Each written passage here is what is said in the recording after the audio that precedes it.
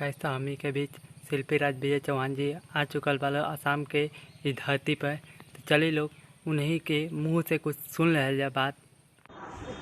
बोले भैया। तो नमस्ते, प्रणाम, हर महादेव, समस्त भोजपुरिया जहां के विजय चौहान के सादर प्रणाम। और आज पहला बार असम की धरती पे हम आइल बनी, साथ में शिल्पी बाड़ी, अभय भैया, भोलू भैया, अभिषेक, सैंकी भैया, सब लोग हमनी के बानी जा 5-6 जना की टीम आइल बाई जा।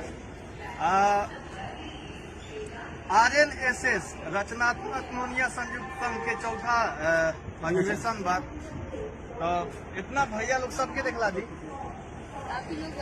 एकदम अभिषेक पेंटू मरिया हम खड़ा दिल गदगद हो गए कि अपना क्षेत्र के कलाकार के मान सम्मान बढ़ावे खातिर स्टेशन पे इतना रिसीव करे आई बहन के विरासतों में लोग बावे। तो मंच पे कितना लोग आई देखे के बाद खेल मैदान में सवेरे 8 बजे से कार्यक्रम चालू हुई।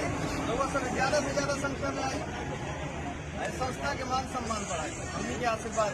नमस्ते, प्रणाम।